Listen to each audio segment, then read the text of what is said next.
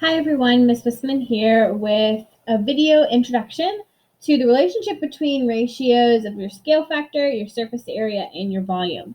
So if you'll remember from the previous video, we talked about a scale factor, and a scale factor is a ratio or sometimes a fraction that compares two similar figures. It tells us how much bigger or how much smaller two figures are, okay? So just keep that in mind. It's how much bigger or smaller. So if the scale factor for two similar figures is A to B, sometimes it'll be written as A over B. Sometimes it'll be A and then a little colon B. So if we know the scale factor is A to B, then the ratio of their sides is also A to B. Sides could be anything from heights to a radius to perimeter. Anything that can be measured in inches, centimeters, meters, and so on can be put in the ratio A to B.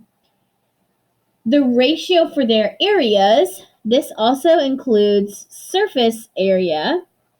Anything that has a measurement in squares, inches squared, centimeters squared, and so on, the ratio for areas is going to be squared. So it'll be A squared to B squared.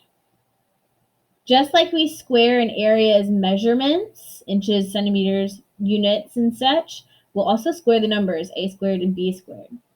Similarly, if we're talking about volumes, then we're going to cube them, A cubed and B cubed, since our units are cubed when we talk about volumes. So meters cubed and feet cubed. Sometimes this can be represented in what we affectionately call the eyeball, because it kind of looks like an eyeball, right? Eyeball. Yeah, okay, go with me. Looks kind of like an eyeball. So we've got each different scale factor here. So this would be your normal scale factor, also your sides. Then you've got your surface area and your volume. So scale factor, just plain old A, right? So plain old A. Surface area is squared, A squared, and volume is A cubed, okay? So if we wanted to go from our scale factor to our surface area, we're going to square them. If we want to work backwards, let's say we're starting with surface area and going to the scale factor, how do we undo a square? Well, we take the square root. Square root. Remember, it looks something like that? So if we want to work backwards, that's a square root.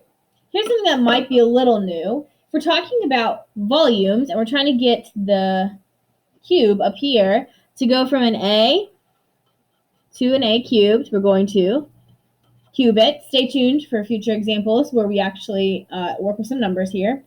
But how are we going to undo it? Let's say we wanted to go from volume to scale factor. How do we undo a cubed?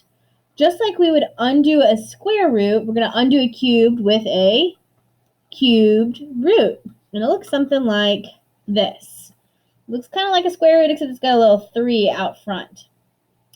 So in the next slide, there are 5 questions that ask you how to get from surface area to scale factor to volume, in every which way. The one thing you need to remember is there are no arrows between surface area and volume. You cannot get between surface area and volume. Not possible.